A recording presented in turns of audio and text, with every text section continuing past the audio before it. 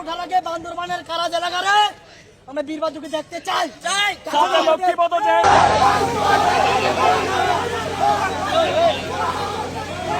এবং স্বৈরাচারের প্রশাসন বীর বাহাদুর আছে।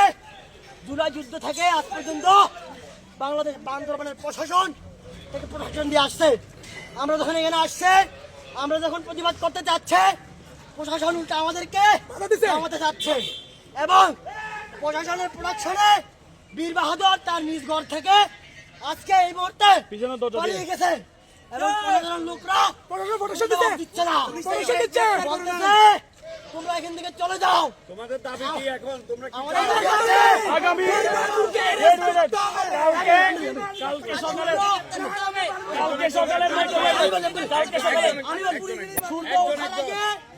সূর্য ওঠা লাগে বান্দরবানের কারাজ এলাকারে আমরা বীর বাহাদুরকে দেখতে চাই। জামিন পাইছে যদি এটা করতে না পারে বান্দরবানের যে প্রশাসন আছে তারা শাড়ি পরে বান্দরবান ছাত্র জনতা কালকে তাছাড়া আমাদের দাবি অথর্ব এবং ব্যর্থ স্বরাষ্ট্র উপদেষ্টা জাকির এবং কে প্রতিদিন প্রশাসন এই দেশের দরকার নাই। আমরা বান্দরবানে গত 5 আগস্টের পর থেকে সুশীলতা দেখাইছি। পুলিশ প্রোটেকশন দিয়ে আসছে। আওয়ামী লীগের যে নেতা কর্মীরা ছিল তারা জামিন পেয়েছে। লক্ষ্মীপদের মাঝে আওয়ামী লীগের সেক্রেটারি যারা আমাকে 5 আগস্টের আগে 4 তারিখের আন্দোলনের আগে হুমকি দিয়েছিল তারা কেমনে জেলে জামিন পাইছে।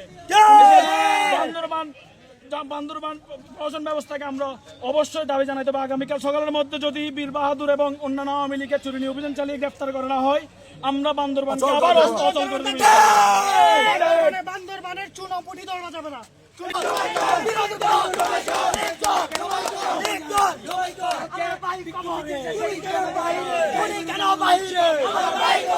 আমার বাইক কবরে